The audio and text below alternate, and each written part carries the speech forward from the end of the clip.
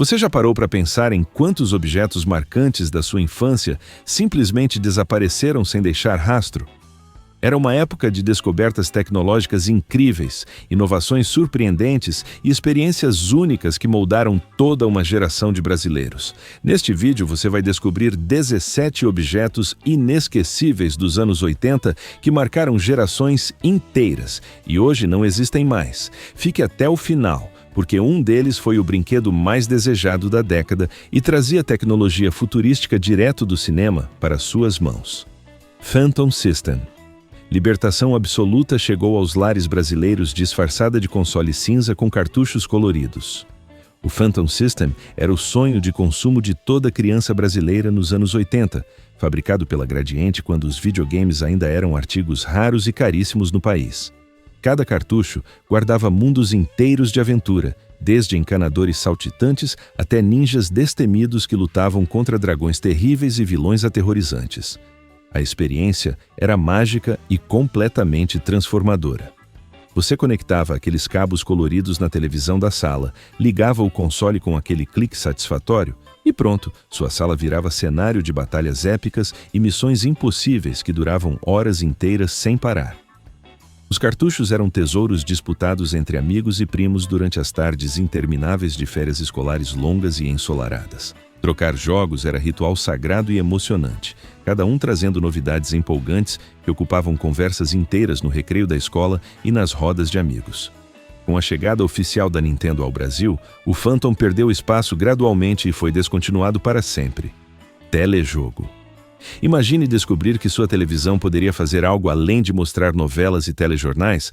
Parecia impossível, mas era absolutamente real. O telejogo fabricado pela Philco foi revelação absoluta para famílias brasileiras que nunca tinham visto nada parecido antes na vida inteira.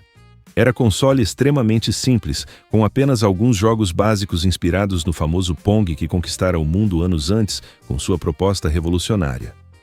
2 controles com botões giratórios permitiam que você movimentasse barrinhas brancas na tela preta, rebatendo uma bolinha quadrada que atravessava a tela de um lado para outro incessantemente.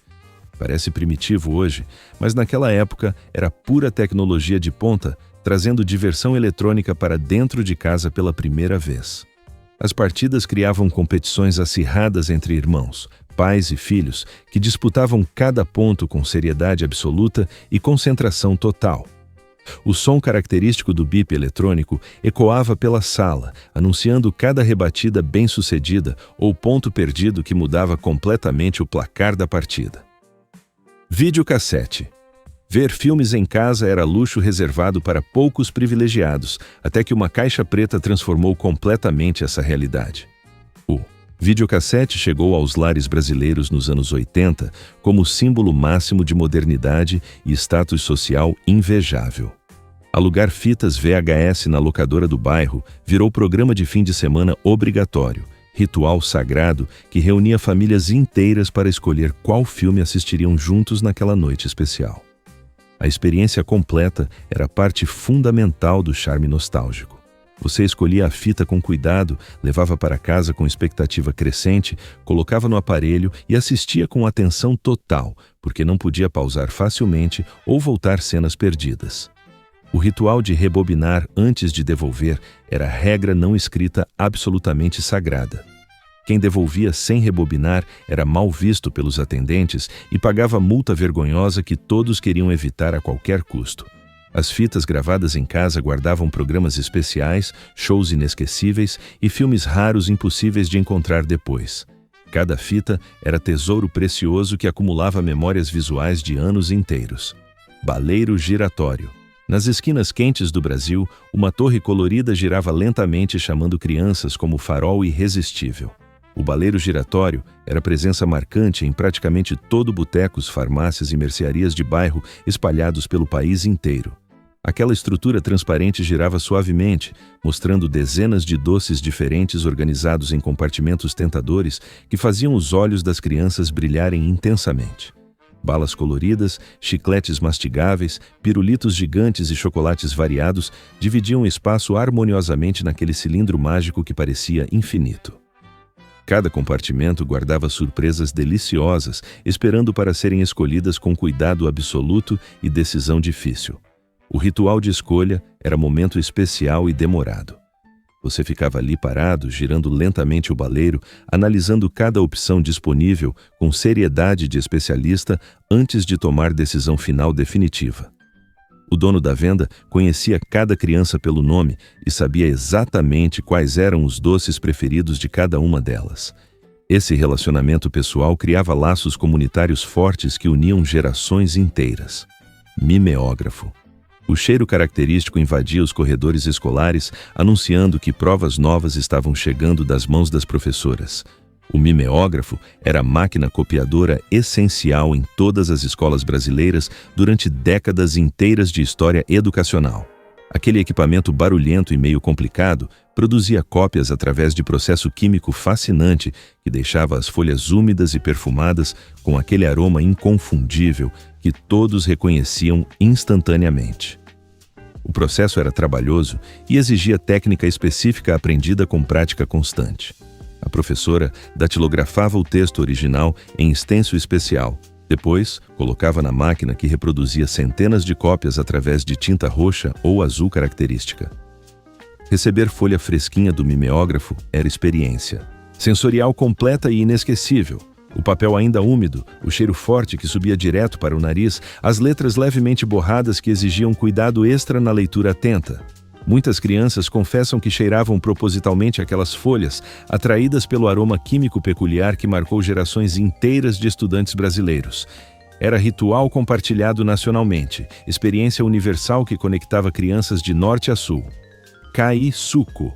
Aquele saquinho colorido guardava promessa refrescante que custava apenas alguns centavos e alegrava tardes inteiras de calor. O ki-suco era bebida em pó absolutamente querida por toda criança brasileira dos anos 80 e 90. Cada sachê trazia sabores artificiais intensos e cores vibrantes impossíveis de encontrar na natureza, mas que faziam sucesso absoluto entre a garotada sedenta. Preparar era ritual simples e satisfatório. Você rasgava o saquinho com cuidado, despejava o pó colorido na jarra transparente, adicionava água gelada e açúcar generoso, mexia vigorosamente até dissolver completamente e pronto, tinha bebida colorida para a tarde inteira. Os sabores eram variados e criativos: laranja artificial, uva roxa intensa, morango vermelho vibrante, limão amarelo brilhante e tantos outros que competiam pela preferência das crianças em debates acalorados. A marca se tornou sinônimo de suco em pó no Brasil inteiro. Pedir ki-suco era automático, mesmo quando existiam outras marcas disponíveis nas prateleiras dos mercados e mercearias. Festas infantis sempre tinham jarras enormes de ki-suco, preparados servindo dezenas de crianças sedentas e agitadas. Era presença obrigatória e democrática que todos aprovavam. Filtro de barro. No canto da cozinha, uma peça de cerâmica guardava a tradição secular e água fresquinha que matava a sede melhor que qualquer geladeira. O filtro de barro era presença obrigatória em praticamente todos os lares brasileiros durante gerações consecutivas. Aquela estrutura de cerâmica porosa tinha 2 compartimentos sobrepostos onde a água passava lentamente através de pedra filtrante natural que purificava e refrescava naturalmente. A água que saía da torneirinha metálica era gelada naturalmente, refrescante e com sabor característico que nenhum filtro moderno consegue replicar fielmente. Tinha gosto de infância, de casa de avó, de fim de tarde quente no interior brasileiro. Encher o filtro era tarefa diária e responsabilidade compartilhada. Alguém precisava subir na cadeira, levantar a tampa de cerâmica pesada e despejar água cuidadosamente no compartimento superior sem derramar nem uma gota. A manutenção exigia cuidado especial e conhecimento tradicional transmitido de geração em geração. A pedra filtrante precisava ser escovada regularmente com escovinha específica, trocada periodicamente e manuseada com delicadeza absoluta. O Walkman era liberdade pura no seu bolsilo. Esse pequeno reprodutor de cassetes portátil revolucionou completamente a maneira como escutávamos música no mundo inteiro. O Walkman, popularizado pela Sony, mudou tudo radicalmente. Pela primeira vez na história, você podia levar suas canções favoritas para qualquer lugar imaginável, no ônibus lotado, caminhando pela rua movimentada, sentado no parque tranquilo ou correndo pela praia ensolarada. Tinha seu ritual característico e satisfatório. Você colocava o cassete com cuidado extremo, fechava a tampa com aquele clique mecânico perfeito, ajustava os fones de espuma laranja ou preta nas orelhas e pressionava play com expectativa crescente. O mundo ao redor mudava instantaneamente. As músicas criavam trilha sonora personalizada para sua vida, transformando momentos cotidianos em cenas cinematográficas emocionantes e memoráveis. Sim, tinha limitações evidentes e frustrantes. Para trocar de música, precisava rebobinar ou avançar manualmente girando aqueles botõezinhos minúsculos. As pilhas acabavam nos piores momentos possíveis. E se você caminhasse rápido demais, a música pulava irritantemente. Mas nada disso importava realmente. Ter música portátil era a sensação libertadora incomparável que definia status e modernidade absolutos. Televisor. Antes dos controles remotos modernos, antes das telas sensíveis ao toque futurísticas, existia o televisor com botões giratórios grandes e firmes. Girar aqueles botões redondos e resistentes para mudar de canal produzia som mecânico característico, um clique-clique-clique satisfatório que ecoava pela sala inteira anunciando a mudança de programação. Mudar de canal era literalmente atividade física que exigia esforço real. Você precisava levantar do sofá confortável, caminhar até o televisor pesado, agachar e girar o botão com força adequada até encontrar o canal desejado. Se a imagem não chegava com qualidade suficiente, começava o processo delicado de ajuste fino. Você girava levemente o botão de sintonia até estabilizar a imagem tremida, encontrando posição exata onde a transmissão ficava perfeita. Às vezes você mesmo se tornava antena humana involuntária. Tocava no botão metálico e magicamente a recepção melhorava drasticamente, obrigando você a ficar parado naquela posição desconfortável durante o programa inteiro. Tudo era manual e mecânico. Volume alto ou baixo, brilho claro ou escuro, contraste forte ou suave. Você conhecia intimamente cada peculiaridade daquele aparelho, suas manias irritantes, seus defeitos específicos e sua personalidade eletrônica única. Selos. Enviar uma carta era processo completo e significativo que exigia planejamento cuidadoso e investimento emocional profundo. Você escrevia pensando em cada palavra escolhida, colocava no envelope cuidadosamente selecionado, colava o selo colorido no canto superior direito e levava pessoalmente até o correio mais próximo ou depositava na caixa azul da esquina. Os selos eram pequenas obras de arte em miniatura, verdadeiras joias gráficas. Vinham em séries comemorativas belíssimas, homenageavam eventos históricos importantes, celebravam personalidades ilustres e retratavam fauna e flora brasileira com detalhes impressionantes. Colecionar selos era hobby sério e respeitado. Filatelistas dedicados organizavam álbuns especiais, catalogavam cuidadosamente cada exemplar raro e trocavam duplicatas com outros colecionadores apaixonados do mundo inteiro. Os selos representavam algo fundamental e quase sagrado, o custo físico tangível de se comunicar através de distâncias enormes. Escolher palavras com cuidado era necessário, consciente de que a carta demoraria dias ou até semanas longas para chegar ao destinatário distante. Telefone. Esse disco metálico com 10 orifícios numerados era símbolo absoluto de paciência e nostalgia analógica pura. Fazer uma ligação telefônica era exercício de concentração total. Você colocava o dedo no buraquinho do número desejado, girava o disco pesado até o final do curso, soltava e esperava pacientemente ele retornar lentamente à posição inicial. Repetir esse processo para cada dígito do número completo exigia tempo considerável e atenção absoluta. Números longos transformavam ligações em verdadeiras maratonas de paciência testada. Se você cometesse erro no último dígito, não havia correção possível ou botão de voltar. Precisava desligar completamente, esperar o tom de descagem retornar e começar todo o processo trabalhoso novamente desde o início. O som mecânico do disco retornando era música analógica pura e reconfortante. Aquele zzz característico enquanto girava de volta marcava ritmo específico da comunicação telefônica daquela época mais lenta. Antena de TV. 2 varíolas metálicas em forma de V que dominavam o topo dos televisores, exigindo ajustes constantes e paciência infinita. Conseguir imagem perfeita era arte complexa e frustrante. Você movia uma orelha para a direita, levantava a outra para cima, estendia ambas completamente, juntava levemente, girava o ângulo e testava inúmeras combinações impossíveis buscando posição mágica. A busca pela sintonia perfeita podia durar minutos intermináveis e irritantes. A tela coberta de chuviscos brancos, aquela neve eletrônica perturbadora que distorcia completamente a imagem esperada, testava limites da paciência familiar.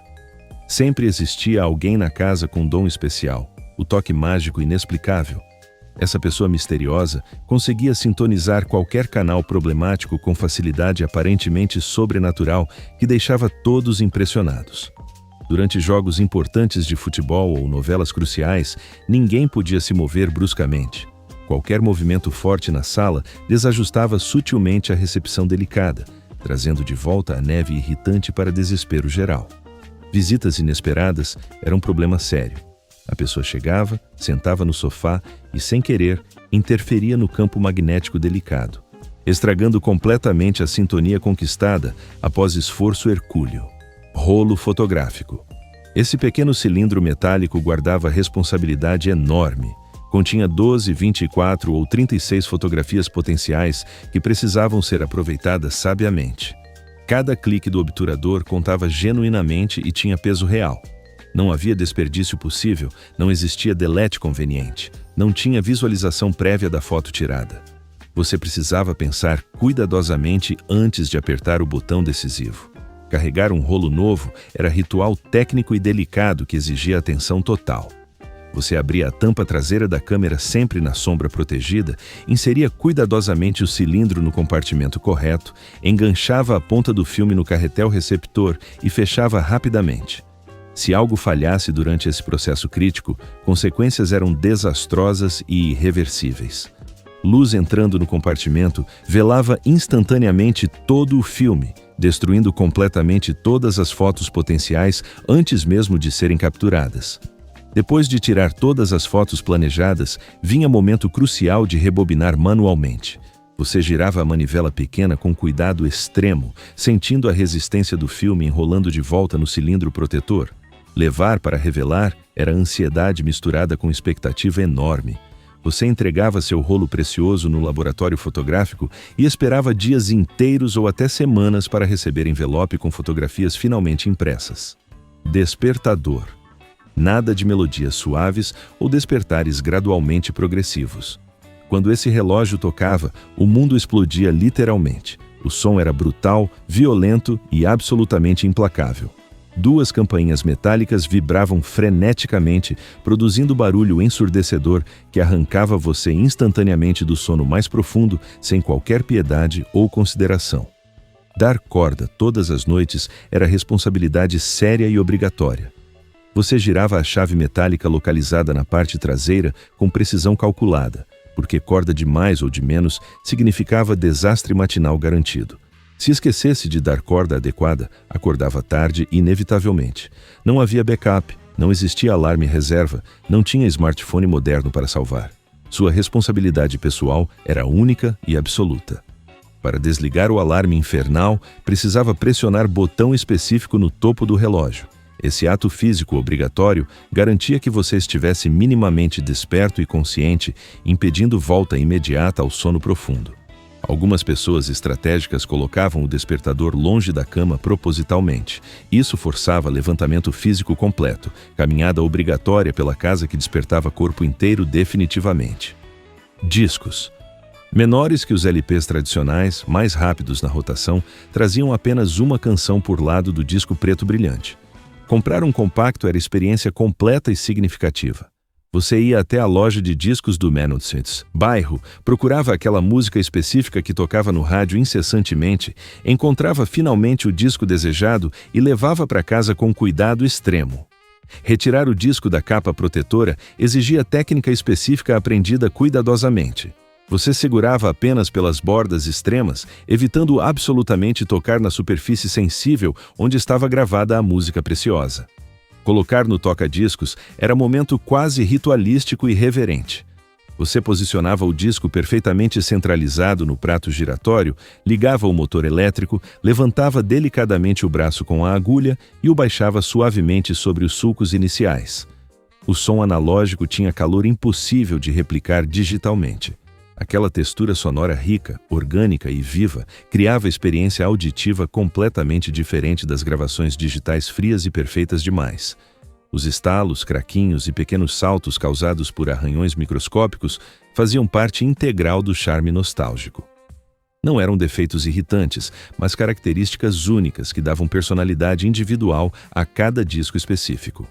Máquina de escrever. Nada de tecla delete conveniente ou correção mágica instantânea. Cada tecla pressionada deixava marca permanente e definitiva no papel branco. Para corrigir erros cometidos, você tinha opções limitadas e todas imperfeitas. Aplicar corretor líquido branco que deixava marca óbvia, usar fita corretiva que raramente ficava perfeita ou simplesmente recomeçar tudo desde o início.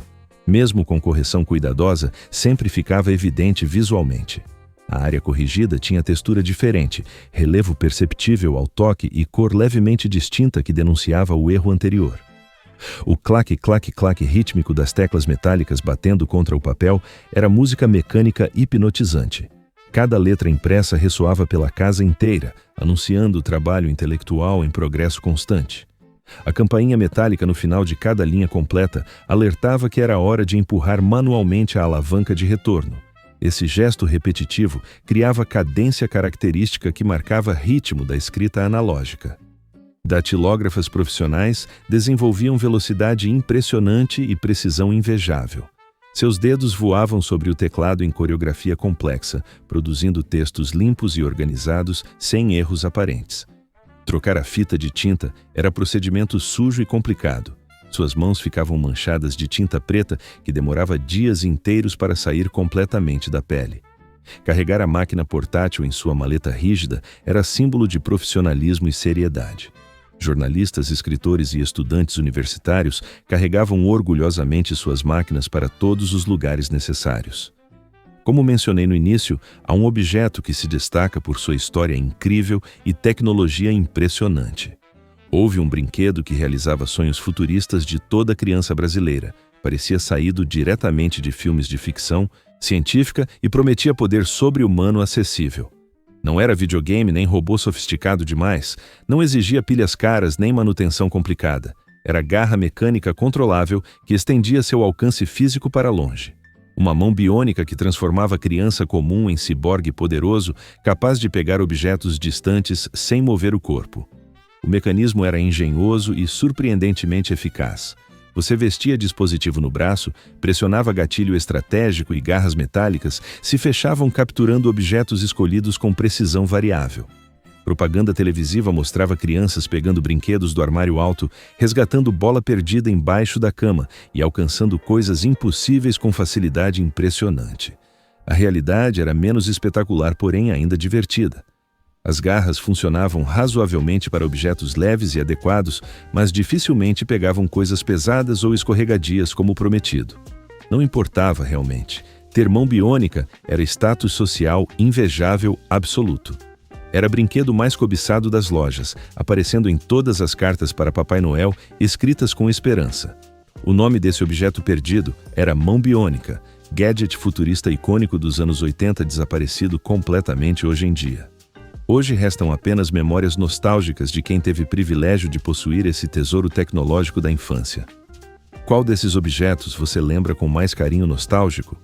Se gostou do vídeo, inscreva-se no canal, ative o sininho de notificações e compartilhe para continuar descobrindo mais memórias que marcaram nossa história brasileira nostálgica.